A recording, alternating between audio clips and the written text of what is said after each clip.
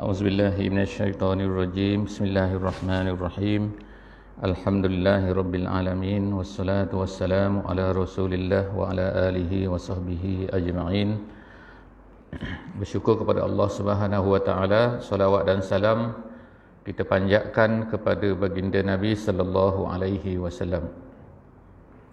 Alhamdulillah, pada pagi ini kita menyahut apa yang disebutkan oleh Nabi kita sallallahu alaihi wasallam, majtama'a qaumun fi baitin min buyutillahi yatluna kitaballahi wa yatadarasuna fima bainahum. Tidak berhimpun satu kumpulan daripada umatku di dalam mana-mana masjid dan mereka membaca kitab Allah dan kemudian mereka mempelajarinya bersama-sama, melainkan malaikat-malaikat akan menghamparkan sayapnya dan seluruh makhluk-makhluk yang lain, iaitu burung-burung dan juga ikan-ikan dan semua binatang, akan meminta keampunan untuk orang yang berada di dalam majlis ini, insya-Allah. Amin ya rabbal alamin. Alhamdulillah, pada pagi yang mulia ini kita akan bersama-sama sebelum matahari terbit, insya-Allah. Selepas tu insya-Allah boleh kita sama-sama sembahyang isyraq ataupun sembahyang duha. Kita akan bersama-sama pada pagi ini dalam sesi tadabbur Al-Quran di muka surat yang ke-29. Muka surat 29 ayat surah Al-Baqarah 187 sehingga ayat 190. Jadi insya-Allah kepada sesiapa hadirin hadirat ahli jemaah untuk kalau boleh membuka mushaf, sama ada telefon ataupun membuka mushaf. Jadi kalau tak ada wuduk, telefon pun boleh pegang, insya-Allah. Kalau ada wuduk boleh pegang mushaf. Kalau terjemahan, insya-Allah boleh pegang, insya-Allah. Jadi pagi ini insya-Allah kita akan lihat perkara-perkara yang disebutkan oleh Allah Subhanahu wa taala di dalam muka surat ini, muka surat 29 ayat 187 sehingga ayat 190. Yang pertamanya perkara-perkara yang berkaitan dengan apa yang boleh dibuat dan tidak boleh dibuat oleh orang-orang yang berpuasa. Itu ringkasan kepada tajuk kita pada pagi ini. Yang keduanya ialah masalah memakan harta orang lain. Pelbagai bentuk yang disebutkan oleh Allah Subhanahu wa taala di sini. Dan kemudian yang ketiga tentang anak bulan. Jadi apakah yang dimaksudkan dengan anak bulan dan kenapa anak bulan Allah Taala jadikan daripada kecil kemudian menjadi besar, kemudian menjadi kecil, kemudian menjadi besar, berubah-ubah. Jadi itulah insya-Allah beberapa perkara yang akan kita lihat pada pagi ini dalam muka surat 29. Ayat yang ke-187 adalah sambungan daripada muka surat sebelum ni yang Allah Subhanahu wa taala Allah Subhanahu wa taala bercerita tentang kewajipan berpuasa. Ya ayyuhallazina amanu kutiba alaikumusiyam kama kutiba alal ladzina min qablikum la'allakum tattaqun. Tu muka surat 28. Jadi kepada ahli jemaah semua yang nak tengok muka surat tu, perbincangan tu, boleh lihat di Facebook sahaja ada, insya-Allah. Muka surat hari ini berceritakan tentang masalah bersama-sama dengan isteri pada waktu malam di bulan Ramadan ataupun semasa berpuasa. Allah Subhanahu wa taala berfirman, a'udzubillahi minasyaitonirrajim, uhilla lakum lailatas siyami ar-rafasu ila nisaikum hunna libasul lakum wa antum libasul lahunna. Dihalalkan untuk kamu, uhilla lakum lailatas siyam. Lailata tu kalau kita tengok baris di atas, baris di atas artinya ialah maksudnya pada masa malam, as-siyam malam puasa. Jadi dihalalkan untuk kamu pada malam berpuasa ar-rafasu. Ar-rafathu ni, ar-rafathu Kalau dalam bahasa Arabnya, maksudnya ialah perkara-perkara, bercakap perkara-perkara yang tak elok. Secara khususnya bercakap lucah orang panggil. Ar-rafathu, ar-rafathu. Tapi dalam bahasa Arab ni dia perlu dilihat kepada harfu jarrin, dia panggil huruf jar selepas daripada tu. Selepas daripada rafathu, kalau ada ila nisaikum, maka maknanya jadi berubah. Maknanya bukan bercakap dah, tapi melakukan hubungan dengan isteri. Itu dalam bahasa Arab tu ada khusus lah, dia panggil at-tadmin, dia panggil. At-tadmin ni ialah satu perkataan bila ada huruf jar belakang tu, ada huruf li, huruf ka, huruf mim, huruf ba, huruf apa tu, ada berapa huruf? 9 huruf semua. Min, ila, an, ala, fi, ruba, ba, kaf, lam, tu huruf dia dalam bahasa Arab. Bila ada huruf tu selepas daripada satu perkataan, mana perkataan tu jadi berubah makna. Itu cara bahasa Arab lah. Secara detail bagi orang yang belajar bahasa Arab. Orang tak, kalau kita ni orang biasa-biasa, kalau yang tak belajar bahasa Arab tak apa, at leastnya boleh tahu bahawa bahasa Arab itu cara dia. Jadi Allah Subhanahu Wa Taala, kalau bahasa Melayu dia lain. Kalau makan dengan sudu, kalau makan sudu lain. Makan sudu, makan sudu tu kita makan. Kalau makan dengan sudu, menggunakan sudu. Kalau makan dari sudu, tak ada. Kalau makan dari sudu, mungkin kita suap lah gunakan sudu, mungkinlah juga, wallahualam. Tapi dalam bahasa Arab ni dia akan berubah makna tu macam 100% ataupun jadi 90%, 80%, 120% mungkin dia berubah. Jadi dalam ayat ni bila sebut ar-rafathu ila nisaikum, artinya maknanya adalah jima', makna dia bersetubuh bersama dengan isteri. Kenapa Allah Subhanahu Wa Taala sebutkan ayat ni? Kerana disebutkan pada permulaan Islam dulu, mula-mula diwajibkan dulu, puasa ni dia mesti bermula daripada selepas solat Isyak. Kalau kita dah sembahyang Isyak, maka selepas daripada Isyak tak boleh makan, tak boleh minum, tak boleh bersama dengan isteri. Jadi sebelum sembahyang Isyak lah maknanya kalau nak bersama. Gitu contohnya. Itu dulu pada permulaan Islam. Tapi perkara ni menyusahkan para sahabat. Jadi setengah-setengah para sahabat ni, mereka ni ada juga, kita kata apa, ter ni. Makna terbuat juga.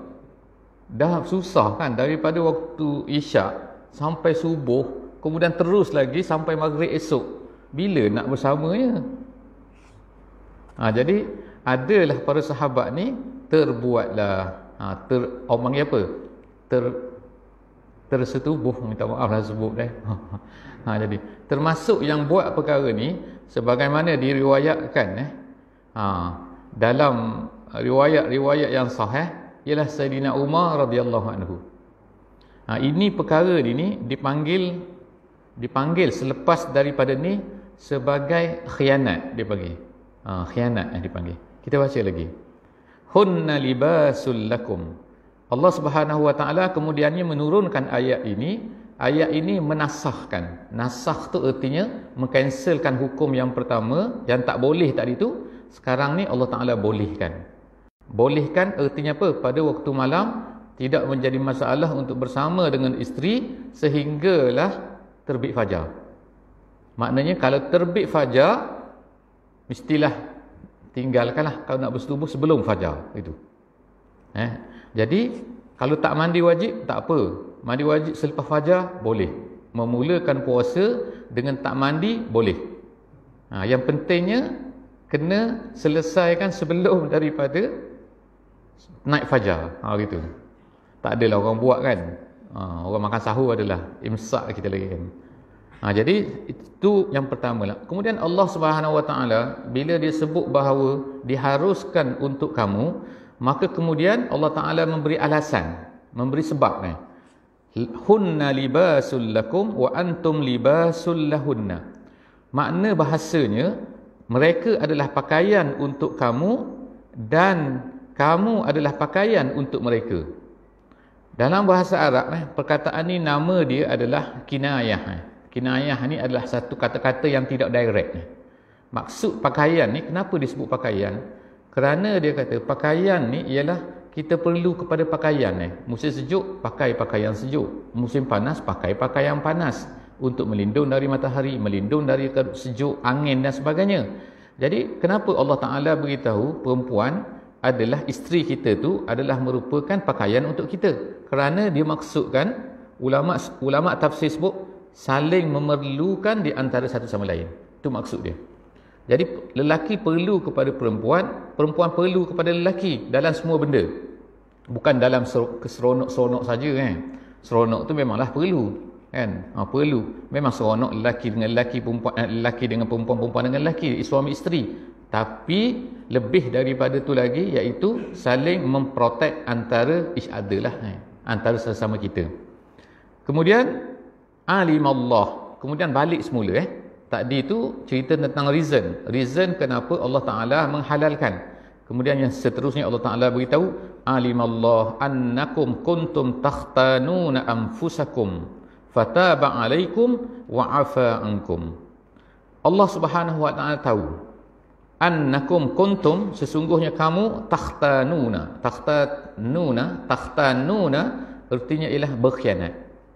Tapi kalau ikut asal perkataan bahasa Arabnya, khana yakhunu, kamu berkhianat. Mereka berkhianat.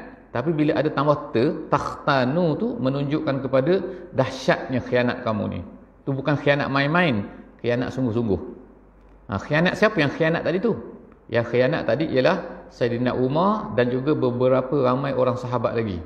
Yang tak boleh. Jadi cerita Sayyidina Umar ni, selepas daripada Isyak tu, dia pun balik ke rumah dia. Kemudian dia tak tahan, dia kata. Kemudian dia berceritalah kepada Nabi SAW. Ya Rasulullah, aku dah teruk dah, dia kata.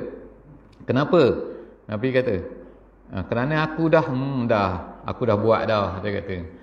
Jadi oleh kerana itulah maka Allah Ta'ala turunkan ayat ini. Seterusnya Allah Subhanahu Wa Ta'ala berkata, fataba alaikum. Allah tahu kamu ni berkhianat.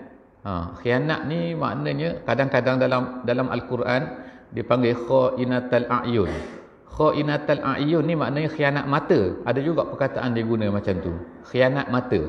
Apa maksud khianat mata ni? Iaitu kita ni, contohlah tengok benda yang tak elok, tengok benda haram lah, kita tengok perempuan lah katanya. Lelaki tengok perempuan. Tengok ni ada macam-macam tengok. Ada tengok tu, tengok dengan mata. Tengok dengan mata lah, bukan tengok dengan hati. Tengok dengan mata. Tapi kadang-kadang tengok tu sampai ke hati. Kadang-kadang tengok tu tak sampai ke hati, tengok saja. Seperti contohlah kata doktor. Doktor tu kadang-kadang doktor yang apa orang panggil doktor beranak doktor perbidanan UNG. Ada tu doktor-doktor tu adalah, mungkin ada doktor sini. Tak mengaku sini jadi doktor senyap-senyap. Jadi doktor tahu kan. Doktor kadang-kadang doktor lelaki, tapi dia kena memang syarat nak jadi doktor, dia mesti masuk satu latihan, iaitu latihan memberanakkan orang. Minta maaf istilah betul ke tak betul. Tapi makna masuk bahagian perempuan beranak. Jadi bila perempuan melahirkan anak lelaki jadi doktor, mestilah dia tengok Tapi tengok masa tu, dia tengok lain daripada kita tengok orang di mall ke di mana kan. Tu tengok apa? Tengok filem ke tengok apa kan? Tengok dengan perasaan. Satu lagi tengok dengan kekesianan. Betul lah yang sebut ada perkataan. Kesian maknanya. Kesian lah orang nak bersalin. Tengok darah, tengok apa. Jadi pada masa tu tengok dia tu lain. Walaupun guna mata. Doktor tak guna mata, nanti belah orang merata-rata. Nanti kan tak? Tapi jadi tengok situ ada tengok yang sampai ke hati. Yang itulah Allah Subhanahu Wa Ta'ala sebut. Nama dia khainatal a'yun. Nama dia. Iaitu khianat mata. Kadang-kadang mata tu berkhianat. Nampak macam tak tengok. Nampak macam tengok biasa. Tapi tengok rupanya tengok dengan perasaan. Itu yang tak boleh. Jadi Allah Ta'ala sebut sini, ada ni para sahabat ni yang telah mengkhianati. Lalu Allah Ta'ala fataba alaikum. Allah Ta'ala telah memberi taubat kepada mereka. Menerima taubat mereka. Wa'afa ankum. Dan kemudian memaafkan mereka. Dalam Quran, ada yang pertama nama dia taubat. Yang kedua nama dia al-afu namanya.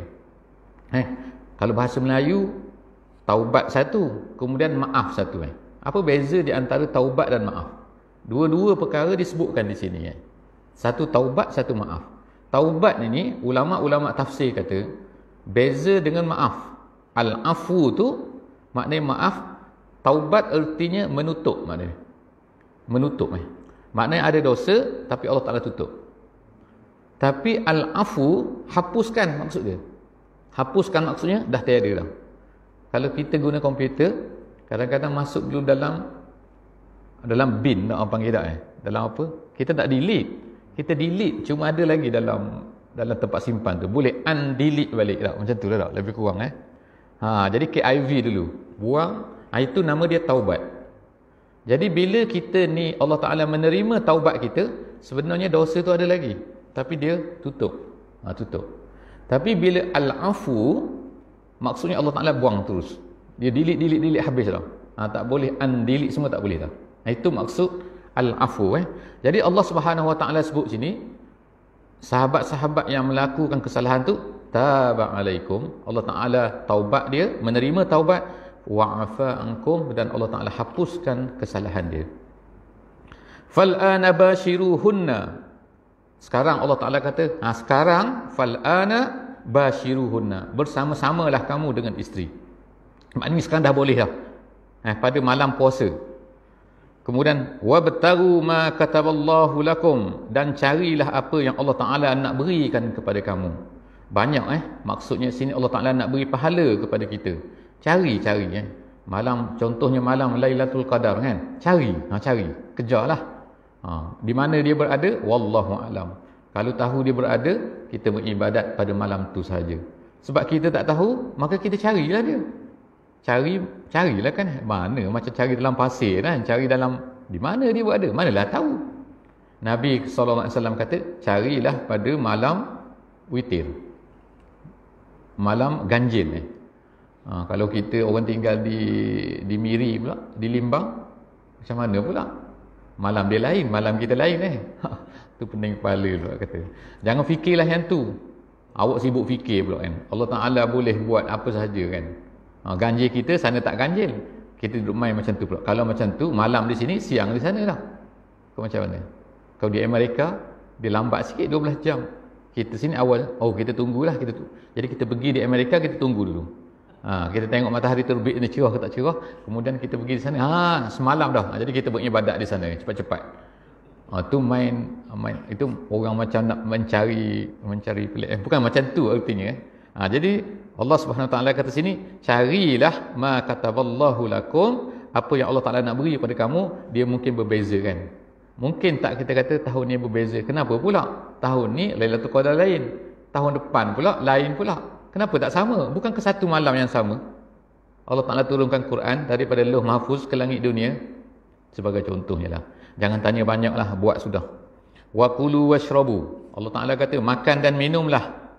Hatta yatabayyana lakum, sehingga jelas kepada kamu al-khaytul abyad. Khaytul abyad artinya adalah benang putih. Benang putih. Kita ambil satu apa ni? Satu dia nak mendengar.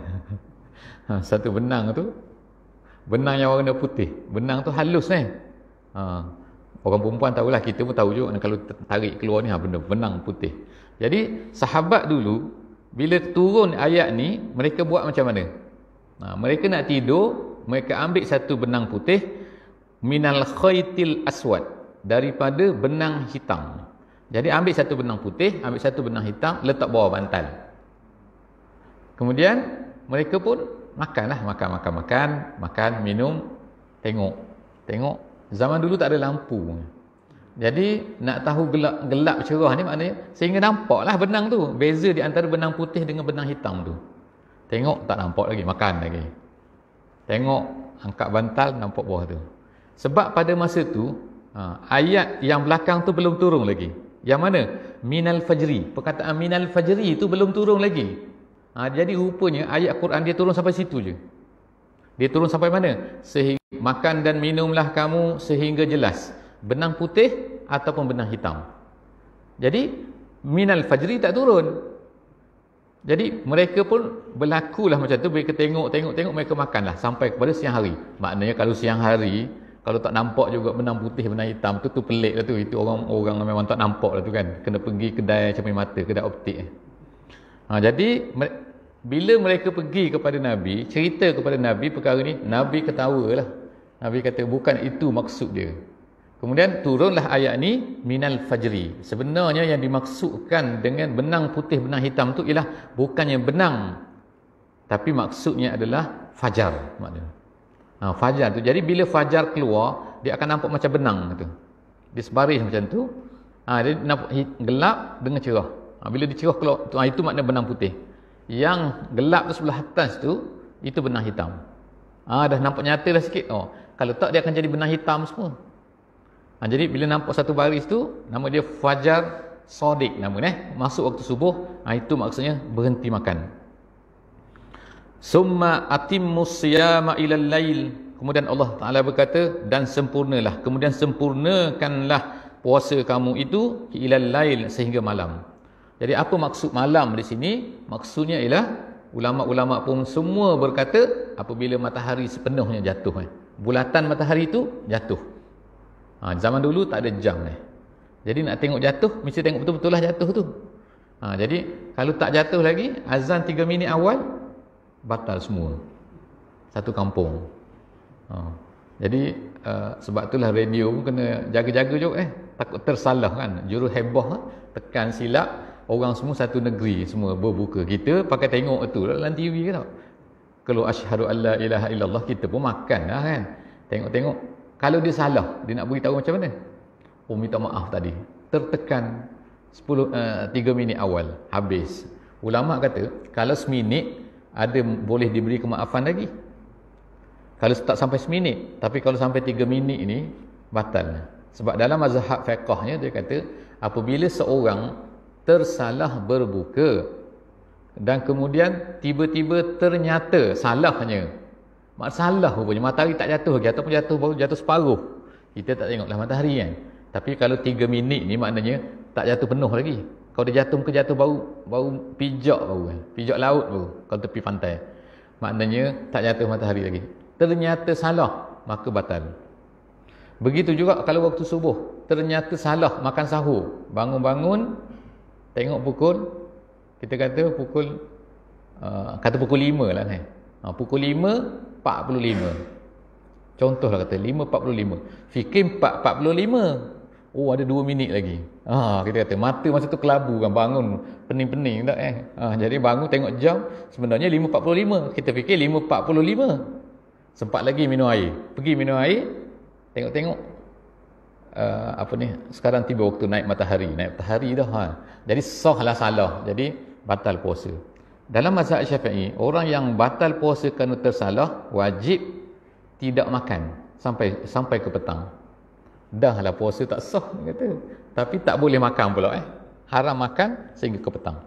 Jadi masalahnya dalam Quran dia tak sebutlah jatuh matahari tak jatuh matahari, tapi dia sebut ilal laili, ke malam. Malam tu kemudian definisi ulama, malam tu maksudnya jatuh matahari sepenuhnya. Wala tubashiruhunna wa antum aakifuna fil masajid. Allah Taala beritahu, dan kemudian janganlah kamu tubashiruhunna, kamu bersetubuh dengan isteri-isteri kamu, wa antum aakifuna, sedangkan kamu berada dalam keadaan iktikaf. Fil masajid, di dalam masjid. Jadi iktikaf ini banyak pendapat ulama lah menyebutkan. Sepakat ulama mengatakan iktikaf adalah sunat terutama pada 10 malam yang terakhir daripada bulan Ramadan. Hukum dia adalah sunat kecuali bagi orang-orang yang bernazar. Kalau dia bernazar, dia kata saya bernazar, kalaulah dapat gaji bulan ni, dia pun nak bernazar 10 hari aku nak beriktikaf. Tak mau keluar-keluar. Jadi dia tak boleh keluar. Batal iktikaf dia kalau dia keluar tanpa hajat. Kalau keluar dengan hajat boleh. Nak buang air ke, ataupun nak pergi cari makanan. Tapi kalau nak pergi shopping, window shopping, batal. Termasuk yang membatalkan sini adalah bersama-sama dengan isteri yang Allah Ta'ala sebut sini. Jadi ada pendapat ulama mengatakan kalau seorang itu masuk dalam masjid dan kemudian dia rasa nak pergi cari barang, tiba-tiba terjumpa isteri dia, balik dulu. Dia kata balik dulu, bersama dulu, kemudian datang ke masjid. Ada setengah ulama kata haram. Sebab apa? Dia dalam iktikaf. Jadi itu macam-macam pendapat lah sikit dalam masalah ni. Tilka hududullah fala taqrabuha. Allah Ta'ala kata itulah sempadan Allah. Hudud Allah sempadan. Jangan kamu fala taqrabuha, jangan kamu pergi dekat-dekat. Dia ada dua perkataan dalam Quran. Yang pertama fala ta'taduha. Ta'tadu maknanya melangkaui, melangkau maknanya melepasi. Kadang-kadang Allah Ta'ala guna perkataan fala taqrabuha, jangan kamu dekati. Jadi dekati lain. Sama-sama hudud Allah disebut. Yang ini pun hudud, yang ini pun hudud. Tapi yang pertama ada dalam Quran sebut fala ta'taduha, jangan kamu langkau. Maknanya jangan lama melanggar. Yang kedua, jangan kamu dekati. Makna ini sempadan, jangan kamu dekati. Contohnya Kuala Lurah contoh. Sempadan juga tu Tu sempadan negara lah jangan pergi dekat-dekat situ. Jangan pergi main-main tepi-tepi pagar. Itu fala taqrabu. Kalau fala ta'tadu, jangan melepasi daripada sempadan tu. Jadi dalam Quran ada kadang-kadang diguna ta'tadu, ada kadang-kadang diguna taqrabu. Taqrabu contohnya dalam masalah zina. La taqrabuz zina. Jangan kamu dekati zina. Ada orang kata zina tak haram, yang haram ialah dekati pula. Sebab dia bermain-main lah dengan ayat Quran kan. Sebenarnya bila Allah Ta'ala kata, Allah Ta'ala sebut dalam Quran fala taqrabuha, jangan kamu dekati, ertinya pergi dekat pun dah haram dah.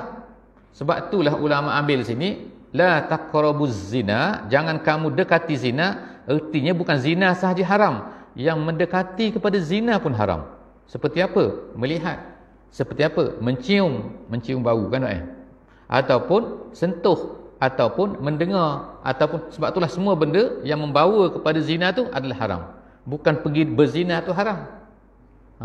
Jadi tak ada orang kata, Allah kata takkanlah kata kalau pakai pakaian yang apa panggil menjolok mata menjolok mata sampai sakit mata. Haram, takkanlah tu orang nak berzina. Memanglah takkanlah tu orang nak berzina kalau tengok kan. Tengok sekali takkan tu nak berzina tu. Itu orang tak berapa sihat kan. Tapi Allah Ta'ala memang dah haramkan benda tu. Sebab apa? Semua perkara yang membawa kepada situ adalah haram. Kemudian kazalika yubayyinullahu ayatihi linnas la'allahum yattaqun. Begitulah Allah Subhanahu wa taala menjelaskan tanda-tandanya kepada manusia, semoga kamu ini takut, iaitu takut kepada perkara-perkara yang diharamkannya. Wala ta'kulu amwalakum bainakum bil batil. Seterusnya kita akan masuk pula, habislah bab puasa Jadi sebenarnya dalam bab puasa ni, perkara berkenaan dengan puasanya itu sahaja. Dalam muka surat yang ke-28 sehingga muka surat yang ke-29. Kalau kita nak tengok bab puasa. Tapi puasa sebulan Puasa sebulan. Ayat Qurannya ada 2 muka saja. Tak sampai 2 muka. Jadi sebab itulah maknanya sempatlah kita, kalau kita tak belajar juga apa yang disebutkan oleh Allah Ta'ala dalam Quran ni. Maknanya kalau Allah Ta'ala sebutkan perkara, satu perkara dalam Quran, maknanya perkara itu penting. Kalau tak penting, tak sebut Jadi oleh itu rugilah kalau kita tak belajar apa yang disebutkan oleh Allah Subhanahu wa taala. Seterusnya ayat 188 Wala ta'kulu amwalakum bainakum bil batil. Janganlah kamu makan harta kamu sesama kamu bil batil, secara batil. Batil maksudnya ialah semua perkara, semua bentuk yang diharamkan oleh Allah Subhanahu wa taala. Itu maksud batil. Kemudian ulama-ulama tafsir menyebutkan wala ta'kulu amwalakum, jangan kamu makan harta kamu. Harta kamu, harta kita sendiri, harta tani lah kita kata. Harta tani pun tak boleh makan. Kenapa pula tak boleh makan? Harta kita kan. Kita nak makan, makanlah. Allah Subhanahu wa taala sebut, dia kata dalam Quran berulang-ulang kali apabila Allah Taala menyebutkan sesuatu perkara mengenai harta, dia akan menyebutkan harta itu ialah harta kamu. Jangan kamu makan harta kamu. Takkan tak boleh. Kenapa disebut perkataan harta kamu? Kerana ulama tafsir kata, kerana semua harta kita sebenarnya bukan milik kita. Semua harta orang juga adalah milik kita. Macam tu sedapnya. Maksud dia macam ni, dia kata. Bila dia kata amwalakum, harta kamu. Harta kamu sebenarnya bukan harta kamu, harta orang. Harta orang adalah harta kamu. Tapi harta kamu adalah juga bukan harta kamu, tapi harta orang juga. Bagi orang Islam, disebut ialah harta kita adalah harta bersama. Tapi harta bersama tak sama seperti komunis. Komunis dia harta kita, harta orang, semua harta milik bersama. Sehingga kan dalam komunis anak pun milik bersama. Di zaman Lenin dulu, zaman Stalin dulu, zaman Stalin di Russia dululah zaman komunis betul-betul. Sekarang komunis kurang betul lah. Dia kata anak kita ni milik kita bersama. Sebab tu dia buat satu, dalam komunis dulu dia buat satu pusat pemeliharaan kanak-kanak. Perempuan yang melahirkan anak dah cukup habis pantang dah, anak tu mesti diletakkan di situ. Isteri perempuan tu mesti pergi bekerja. Bekerja untuk siapa? Bekerja untuk kerajaan. Sebab anak tu dibesarkan oleh penjaga-penjaga lah, ada penjaga dia. Pusat penjagaan kanak-kanak dipanggil. Tu kerajaan sediakan. Tu zaman sistem komunis. Cara komunis. Ada satu lagi cara yang ekstrim juga, ialah nama dia sistem kapitalis. Jadi ada komunis, ada kapitalis. Kapitalis ni pula harta kita, harta orang, kau, aku. Tu sistem kapitalis. Jadi dalam Islam ni tak, dia datang, Allah Ta'ala guna perkataan amwalakum bainakum. Harta kamu sebahagian daripada kamu. Gitu maksud dia. Kemudian bil batil, kamu tidak boleh makan harta sesama kamu ini secara tidak betul. Wa tudlu biha ilal hukam, dan kamu hulurkan kepada ketua-ketua. Hukam situ maksudnya ialah pemimpin-pemimpin ataupun hakim-hakim maksud dia. Iaitu dulu berlaku dia beri rasuah panggil, dalam bahasa Arab panggil rasuah. Ada shin tapi kita panggil rasuah lah. Rasuah jadi Melayu kan susah nak sebut, rasuah susah. Jadi kita sebut rasuah. Jadi rasuah ni bukan zaman sekarang, zaman dulu dah berlaku dah. Dalam Quran pun sebut ni. Antaranya ialah diberikan harta tu kepada hakim-hakim supaya hakim tu memutuskan suatu hukum menyebelahi untuknya. Gitu. Jadi kita kenal hakim, maka kita pergi jumpa dia, bagi bawah meja ke, tak kira lah kan, bagi nombor akaun ke, tak tahulah, bagi akaun bank di Switzerland ke, mana-mana, masuk akaun sana, okey, maka masuk mahkamah, dia nampak macam lambat-lambat sikit, lepas tu kemudian dia pun putuskan satu hukum untuk kita. Yang sana tu terkebil-kebil lah, tengok kalah mahkamah. Kita nak kata apa? Jadi itu perbuatan orang zaman dulu kan. Allah Ta'ala kata wa tudlu biha ilal hukam, perkara ni haram. Litakulu fariqam min amwalin nas bil ismi, supaya kamu dapat makan harta sebahagian daripada kamu dengan dosa. Harta orang lain kamu makan. Wa antum ta'lamun, sedangkan kamu tahu. Nabi SAW pernah sebut dalam hadis dia berkenaan dengan perkara ini, diriwayatkan oleh Bukhari dan juga Muslim. Nabi kata, aku berhukum sesama kamu. Wala'alla ba'dakum an yakuna alhana bihujjatihi min ba'din. Tetapi Nabi kata, aku ni manusia. Orang datang kepada aku, kamu bergaduh di depan aku. Di antara orang ni kata macam ni. Yang biasa berlaku dulu ialah masalah tanah. Orang ni kata ni tanah dia, orang ni kata tanah dia. Kemudian Nabi kata, aku akan membuat keputusan, tetapi aku tidak tahu mana satu yang betul. Sebab Nabi bukan Tuhan. Nabi adalah manusia. Dia hukum ikut apa? Nabi SAW kata, kemungkinan sebahagian daripada kamu ni al-hana. Al-hana ni pandai bercakap. Gini kan. Kadang-kadang orang tu pandai bercakap, pandai berhujah kan. Kita sekarang ni peguam. Minta maaf kalau ada peguam sini. Kadang-kadang peguam tu pandai. Peguam ni tak pandai. Lawan kalah peguam yang tak pandai ni. Menang peguam pandai. Akhirnya kita dapat makan harta yang batil, harta orang lain. Jadi kalaulah dalam Islam dia kata, kalaulah seorang hakim, maknanya seorang qadi memutuskan satu perkara dan perkara itu kita tahu bahawa itu bukan milik kita, walaupun hakim memutuskan perkara itu adalah milik kita, maka bila kita makan tetap juga harta itu adalah berdosa. Dia bukan ikut apa yang hakim putuskan, sebab hakim hanya memutuskan mengikut apa yang dia tahu, berdasarkan ilmu dia, berdasarkan pada hujah orang depan dia. Jadi mungkin salah, tapi kita ni tahu kan. Jadi contohnya yang berlaku, contohnya ialah orang bunuh orang kan. Dia tahu dia bunuh tak bunuh, tapi dia pandai, dia ambil hakim yang pandai kan. Hakim tu pompek, bercakap, berdebat dalam mahkamah, akhirnya menang, lepas dia. Tapi dia tahu dia yang bunuh. Jadi dosa tak dia? Dia tetap juga berdosa. Walaupun dia menang mahkamah, walaupun terlepas. Wa antum ta'lamun, Allah Ta'ala kata sedangkan kamu tahu bahawa kamu ni salah ataupun tidak salah. Yas'alunaka 'anil ahillah. Ayat seterusnya kita tengok iaitu tentang anak bulan. Sekarang ni ada ramai para sahabat di zaman Nabi, ni cerita lain pula, cerita yang ketiga iaitu ramai di kalangan sahabat dulu bertanya Nabi, di antaranya dikatakan Muaz bin Jabal. Dia bertanya Nabi, ya Rasulullah, kenapa Allah Ta'ala jadikan anak bulan ni sekali besar sekali kecil? Dia kata, kenapa tak jadikan macam matahari? Matahari pernah tak kita tengok sekali kecil sekali besar? Tak kan? Matahari bulat macam tu lah. Esok bulat, lusa bulat. Tak tahulah bulat-bulat lah kan. Kita nampak bulat bujur ke saya tak tahu kan. Tapi kita nampak macam tu lah, tak pernah berubah. Tapi anak bulan dia berubah. Sekali hilal dia panggil. Hilal tu macam tu, melengkung. Crescent tapi kemudian dia besar. Kemudian dia jadi bulat. Dipanggil badrun. Badrun tu maknanya bulan tu bulat. Jadi kenapa Allah Ta'ala jadi macam tu? Dia terfikir pada sahabat ni. Jadi dia bertanya kepada Nabi. Allah Subhanahu Wa Ta'ala dalam ayat ni beri komen. Komen apa? Allah Ta'ala kata, Yas'alunaka 'anil ahillah. Mereka tanya kamu tentang anak bulan. Penting sangat kan anak bulan ni? Tu soalan dia juga yang disebutkan dalam ayat ni.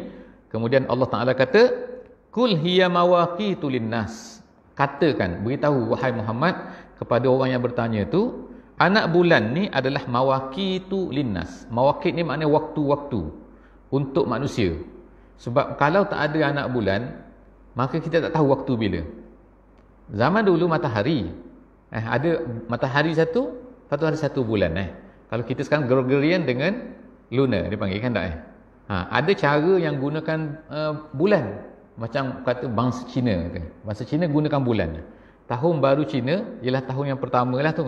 Bulan tahun yang. Kemudian ada satu lagi guna matahari. Dua-dua ni tak salah. Kita nak kata, cuma mungkin kita kata yang tak elok sikitnya ialah bila kita guna perkataan tahun Masihi kan. Kalau bahasa orang Arab, dia tak panggil tahun Masihi, dia panggil tahun Miladi. Dia panggil Miladi. M juga. Tapi dia tak panggil Masihi. Sebab Masihi bagi orang bahasa Arab maknanya Kristian maknanya. Kalau ikut kita guna tahun Masihi, tahun Kristian, itu maksud dia. Bila tahun Miladi artinya tahun kelahiran, iaitu kelahiran Nabi Isa alaihissalam. Itu maksud dia. Tapi tak apalah, dua-dua tu tak salah sebenarnya. Sebab apa? Yang ni untuk mengukur musim panas, musim sejuk, dia tak ikut anak bulan. Musim luruh, musim gugur, musim dingin, musim panas, semua tu ikut matahari. Satu lagi, tapi ada perkara-perkara yang ikut bulan. Contohnya lah iddah perempuan contohnya. Iddah dia kata 4 bulan 10 hari. 4 bulan tu 4 bulan apa maksud dia? Bukan 4 bulan April, Januari, bukan. 4 bulan ni. Kemudian bulan Ramadan, kita berpuasa bulan Ramadan, kita tak berpuasa bulan Disember. Sebab Disember mungkin bagus sikit. Sebab musim hujan, sejuk sikit Mungkin kita katakan duduk di rumah, duduk dalam selimut. Kalau orang tempat saya memang hujan bulan 12 Jadi baguslah puasa duduk diam-diam dalam rumah tu, tak lapar. Bangun-bangun maghrib. Jadi Allah Ta'ala tak tetapkan macam tu. Dia tetapkan bulan Ramadan. Bulan Ramadan ni dia berpusing. Jadi kalaulah berpuasa pada bulan Disember, maka kesianlah orang-orang yang berada di hemisfer utara kan, ataupun selatan. Dia akan jadi ekstrim sana tu. Ada tempat-tempat di mana matahari itu tak pernah jatuh bukan gitu kan. Di Norway ke, di Finland ke, di Sweden ke, di Russia ke, di Alaska ke, ada tempat tu matahari tak pernah jatuh. Tak pernah jatuh maknanya apa? Kalau berpuasa 24 jam puasa. Siapa sanggup 24 jam puasa? Sebab tak jatuh matahari, dia duduk berusai macam tu je. Tengoklah dalam internet adalah sekarang ni kan. Jadi artinya sini Allah Ta'ala dah elok orang kan. Jadi bulan Ramadan berpuasa, akhirnya selepas 15 tahun mereka akan puasa musim sejuk. Selepas 15 tahun mereka akan puasa musim panas. Jadi dia akan berpusing macam tu. Sebab tahun Masihi dengan tahun Hijrah, dia setiap tahun dia akan pendek selama 10 hari ataupun 11 hari. Jadi Allah Subhanahu Taala kata, Allah Taala jadi cantik dah tu, kul hiya mawaqitu linnas. Allah Taala jadikan anak bulan tu adalah sebagai tanda bagi manusia, tanda waktu untuk manusia. Wal haji, dan juga untuk haji. Tanda untuk haji. Jadi haji pada Arafah. Arafah tu bila? Iaitu pada 10 hari bulan. Kita kata kalau 9 hari bulan. Jadi maknanya kalau kita 9 hari bulan, 9 hari bulan apa? Zulhijjah. 10 hari bulan Zulhijjah, hari tasyrik Zulhijjah. bukannya Disember.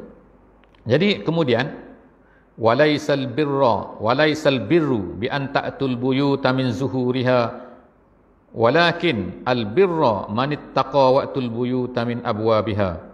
Sekarang ni cerita pula, tiba-tiba Allah Ta'ala palingkan cerita tentang masuk rumah pula. Habis stop tadi cerita tanya pasal anak bulan. Kenapa tiba-tiba cerita tentang, sekarang ni cerita tentang masuk rumah dari pintu belakang tadi? Sebab orang Arab dulu, orang Arab sebelum daripada Islam, apa yang mereka buat? Bila mereka pergi haji, mereka ni pergi haji sebab apa? Ambil daripada ajaran Nabi Ibrahim. Mereka boleh pergi haji, mereka balik ke rumah mereka tak masuk melalui pintu rumah. Mereka tak masuk pintu depan. Mereka akan tebuk pintu rumah ni, tebuk daripada belakang ni, lepas tu tebuk lubang tu, masuk dari lubang tu. Itu tahulah perangai daripada manalah dia ambil. Bagi kita pelik lah. Tapi bagi orang Arab zaman Nabi ni memang perkara tu memang biasa. Jadi sahabat-sahabat Nabi pun ada juga yang buat macam tu. Terpengaruh pergi haji, balik umrah, balik haji, dia tak masuk melalui pintu. Sebab dia kata salah melalui pintu. Mereka mesti masuk daripada belakang rumah. Sebab itulah Allah Ta'ala sebut sini, tidaklah kebaikan itu bahawa kamu mendatangi rumah-rumah kamu daripada belakang. Maknanya dari belakang rumah. Walakinnal birra, tetapi kebaikan itu manittaqa, sesiapa yang bertakwa. Jadi mereka fikir bahawa masuk melalui pintu belakang itulah kebaikan. Allah Ta'ala kata tidak, itu bukan kebaikan. Kebaikan ini ialah orang-orang yang bertakwa. Jadi takwalah yang menentukan baik ataupun tidak, iaitu takut pada Allah, ikut perintah Allah. Wa'tul buyuta min abwabiha. Dah, sudah. Jangan masuk lagi melalui pintu belakang tu, selesaikan isu tu dah. Sekarang masuk melalui pintu depan, tak ada masalah. Wattaqullah la'allakum tuflihun, dan takutlah kamu kepada Allah, moga-moga kamu akan berjaya. Jadi pengajaran daripada ayat ni ulama sebut ialah apa? Kadang-kadang ada orang bertanya satu benda yang tidak penting kepada kita. Jadi kalaulah seorang ulama ke seorang sesiapa ke yang ditanya sesuatu masalah yang dirasakan perkara itu tidak penting, maka dia jawab sikit, kemudian dia jawab benda lain yang lebih penting.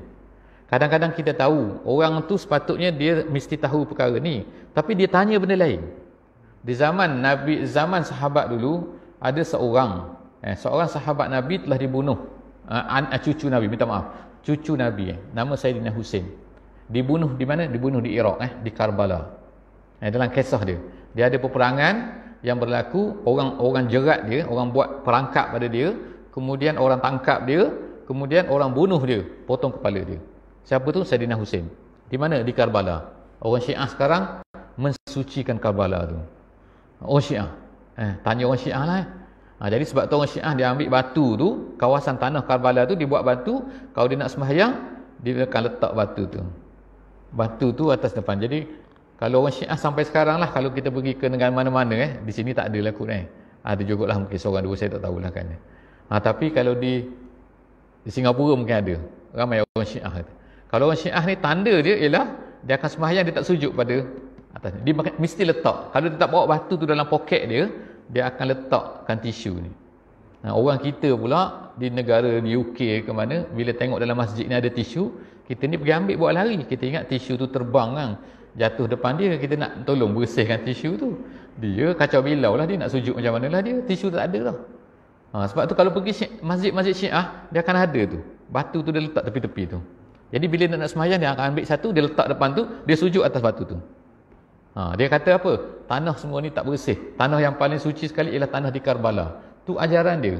Sebab tanah Karbala ni dia kata ialah tempat darah Sayyidina Husain tu tumpah. Bagi dia Husain habis lah. Jadi cerita pasal ini, orang-orang daripada Iraq ni, Karbala ni di Iraq bila dia datang buat haji, dia datang ke Mekah. Datang ke Mekah berjumpa dengan Ibnu Umar radhiyallahu anhu. Abdullah Ibnu Umar. Apa yang dia tanya? Dia tanya kepada Sayyidina Umar, ya Umar, kami nak tanya kamu tentang darah nyamuk ketika sembahyang. Kan bila kita sembahyang kadang-kadang terkepit ke darah nyamuk, kita sujud apa darah nyamuk ada. Apa hukumnya?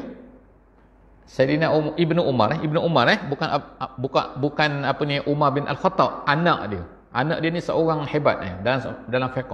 Anak dia tanya, anak Sayyidina Umar ni, Abdullah bin Umar tanya, kamu ni dari mana? Dia kata, kami dari Iraq. Apa Ibnu Umar kata? Kamu bertanya aku, pada masa tu baru saja Sayyidina Husain dibunuh. Dia kata, kamu bertanya aku tentang darah nyamuk, tapi kamu tak tanya aku tentang darah cucu Rasulullah SAW yang dibunuh. Maknanya apa sini? Maknanya dia marah bertanya satu perkara yang kecil, tapi perkara besar kamu tak tanya, yang kamu buat. Gitulah kan jadi contohnya lah kata. Jadi kalau kita tanyalah, mungkin orang tanya kata, apa hukum ustaz orang berpuasa tapi dia tidur kata. Contohlah kita ni di negeri yang mana ramai orang tak berpuasa pun. Mungkin puasanya 3 orang saja, contohnya. Tapi tiba-tiba tanya puasa atau tidur. Kamu tak tanya aku tentang orang yang tak puasa. Kamu tanya pasal puasa tidur. Contoh macam itulah Tanya satu benda yang kecil tapi yang besar kamu tak bincang. Jadi Allah Subhanahu Wa Taala dia kata dalam ayat ni, mereka bertanya kamu tentang anak bulan. Anak bulan tu tak jadi masalah. Yang masalahnya apa? Tu masalah masuk rumah tu. Ikut belakang, ikut depan tu. Itu yang isu tu sekarang. Kemudian seterusnya ayat yang terakhir. Lewat sikit dah. Ataupun cukup aku ni. Tapi tak habis lagi satu ayat. Satu ayat lagi Saya ni tak boleh habis. Tak habis satu muka. Tak habis, tak cukup ni. Sebab esok nak kena sambung muka soal lain pula dah. Ayat terakhir. وَقَاتِلُوا فِي سَبِيلِ اللَّهِ الَّذِينَ يُقَاتِلُونَكُمْ وَلَا تَعْتَدُوا إِنَّ اللَّهَ لَا يُحِبُّ الْمُعْتَدِينَ. Ayat 190 Allah Subhanahu Wa Taala berkata, dan perangilah di jalan Allah orang-orang yang memerangi kamu. Ayat ni ulama sebut satu ayat yang mana jika tidak faham maksud, tidak faham sebab nuzulnya, maka dia akan jadi masalah. Ayat ni sebab nuzul Jadi dalam Quran ni ada sebab nuzul, iaitu kenapa ayat ni turun. Ayat ni turun selepas daripada tahun Hudaibiyah. Jadi pada tahun yang ke-6, 6 Hijrah, Nabi SAW nak pergi buat umrah. Bila sampai ke Hudaibiyah, orang Arab ni, orang Quraisy ni tak benarkan Nabi masuk ke Mekah. Jadi akhirnya Nabi tak boleh buat umrah tahun tu. Tapi berlakulah perjanjian Hudaibiyah. Perjanjian Hudaibiyah ni yang masyhurlah, tak cerita di sini Tapi dalam antara perkara yang disebutkan dalam perjanjian Hudaibiyah ni ialah Muhammad mesti balik semula ke Madinah pada tahun ni. Tak boleh buat umrah. Tapi tahun depan boleh datang. Tapi kami akan beri masa 3 hari saja. Tak lebih daripada 3 hari. Kamu buat umrah, kami akan tengok. Kami beri laluan. Umrah yang Nabi datang pada tahun depan tu, iaitu tahun yang ke-7 Hijrah, nama dia Umratul Qadha nama dia. Umratul Qadha. Qadha ni bukan qadha tu makna qadha macam qadha semayang tu, bukan. Qadha tu maksudnya ialah perjanjian maksud dia. Umratul Qadha makna umrah perjanjian. Jadi Nabi SAW pada tahun yang ke-7 dia pun datang. Datang untuk buat Umratul Qadha. Tapi bila sampai ke sana, hampir-hampir nak sampai ke Mekah ni, tiba-tiba sahabat-sahabat ni merasa takut bahawa apa? Orang-orang kafir ni akan bunuh Nabi, akan bunuh kita semua. Sebab kita tak bawa senjata sangat. Jadi apabila mereka takut, itu yang pertama, mereka takut. Yang keduanya, mereka takut kerana kita sedang berihram, takkan berihram nak berperang. Yang ketiga, takut sebab apa? Ini tanah haram, takkan tanah haram nak berperang. Yang keempatnya, mereka takut kerana bulan ni adalah bulan haram. Jadi apa yang terjadi? Dalam keadaan takut macam itulah, maka Allah Subhanahu Wa Taala turunkan ayat ni. Jadi ayat ni ialah beritahu apa? Kamu boleh membunuh, kamu boleh berperang untuk melawan orang-orang Quraisy ini jika sekiranya mereka memerangi kamu. Maknanya kalau mereka serang, walaupun dalam tanah haram, walaupun dalam bulan haram, walaupun di tanah haram, walaupun masa ihram, kamu boleh lawan mereka. Itu maksud ayat ni. Jadi ayat ni kata, dan perangilah mereka di jalan Allah, orang-orang yang memerangi kamu, wala ta'tadu, tapi jangan kamu iktidak. Iktidak itu adalah memulakan peperangan. Maka jangan kamu yang start dulu. Tak boleh. Ataupun ada ulama sebut lagi, tambahan lagi ialah, jangan kalau berlaku peperangan, jangan kamu bunuh orang-orang yang tidak terlibat. Makna bunuh perempuan ke, bunuh kanak-kanak, bunuh orang tua yang tak ada kaitan, jangan bunuh. Innallaha la yuhibbul mu'tadin, dan Allah itu tidak suka kepada orang-orang yang melampaui batas. Jadi itu maksud melampaui batas yang disebutkan oleh ulama-ulama tafsir. Jadi setakat itulah saja insya-Allah. Moga-moga Allah Taala akan beri kefahaman kepada kita sedikit daripada muka surat yang telah kita baca sebentar tadi. Aku qauli hadza wa astaghfirullahal azim li wa lakum. Bismillahirrahmanirrahim. Wal 'asri innal insana lafi khusr illa allazina amanu wa 'amilus solihat wa tawasau bil haqqi wa tawasau bis sabr. Assalamualaikum warahmatullahi wabarakatuh.